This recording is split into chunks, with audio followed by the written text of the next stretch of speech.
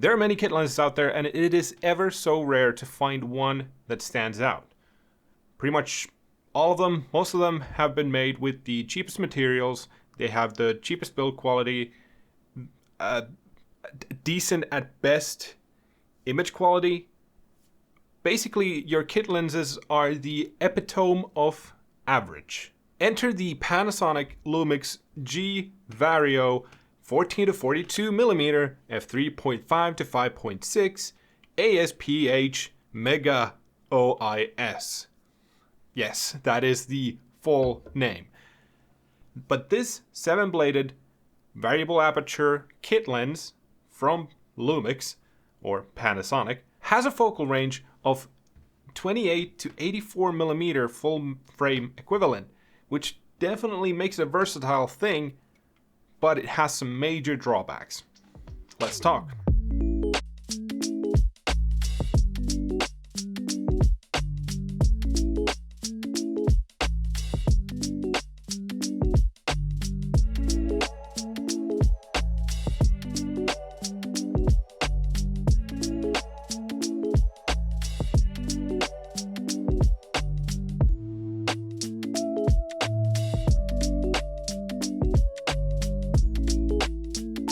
So if you're looking for info on this lens, you may find that it is incredibly hard to come up with, because there are at least 3 other lenses that have extremely similar names to this one.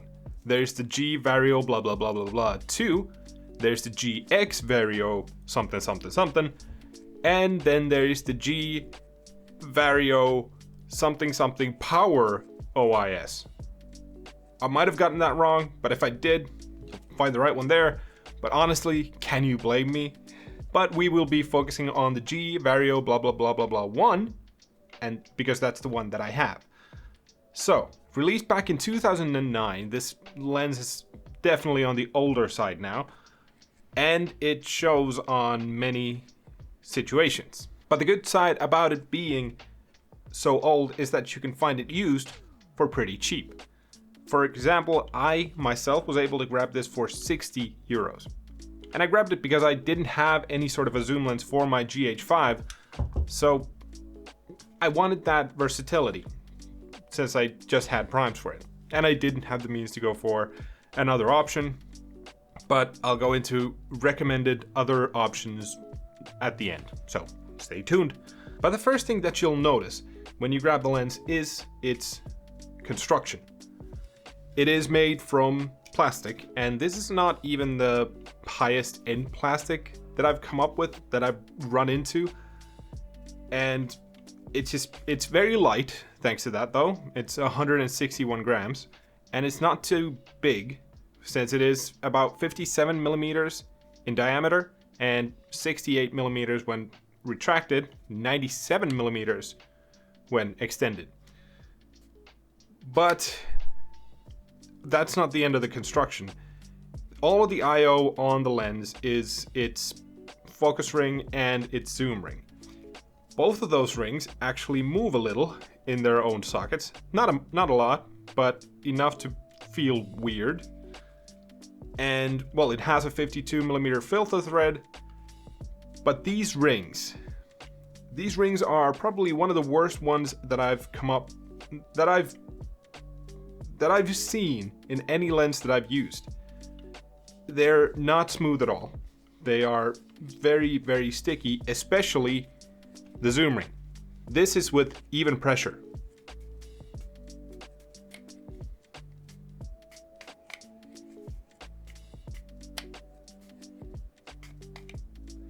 It is so sticky, so if you're trying to get like a smooth zoom in, you better keep that pace up, because if you slow down, it starts sticking like... It's not great. And that construction extends all the way to the lens mount, since even that is entirely of plastic. Except for the contact points, of course, but as you might expect, thanks to that, there is no weather sealing. Though, who expected it? Of course, it is a zoom lens, but not all zoom lenses sound like this. That's some very clear rattling around inside, even with stabilization. Come on. So the construction of the lens itself is not all that great. But what about the actual performance? What about the image quality?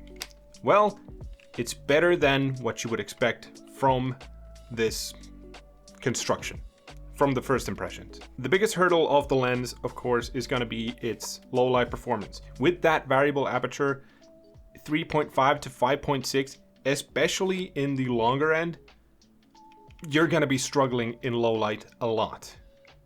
I mean, you're already using a micro four thirds camera, so having something with that big of a minimum aperture is going to be, it's going to be tough to use. But even in the Y end with that 3.5, it's still going to struggle and you're still going to have a hard time. So bring a tripod and be prepared to use a long shutter speed and a high ISO. By the way, that widest aperture across the range is 3.5 at 14 millimeters. At 18 millimeters, you're looking at a 4.1. At 25, it's a 4.7. At 35, it's a 5.3. And at 42, it's that 5.6. Now, another thing that the lens doesn't really shine at is sharpness. So, especially compared to pretty much any other MFT lens, even the 25mm from Panasonic themselves, the basic one, the 1.7, compared to that, it is extremely soft. And it gets softer around the edges. It's usable if you get enough light, but overall it's not a sharp lens. It can get okay photos, but it's not a greatly sharp lens. That sharpness, of course, you're gonna get the best result around the middle part, so around 30 millimeters is where in my testing I got the best results. But, you know, even at its best, it's not the best of anything. Chromatic aberration is surprisingly well handled by the lens because I did a lot of testing and I was surprised, especially since the latest experiences that I had with the Sony kit lens that I've used a bunch. Compared to that, this shines with aberration and fringing. It is definitely a lot better than that, though not the greatest in the world, but it can handle it really well. So points for that. And one thing that I noticed with that is that for some reason it is the least prominent around the middle part again.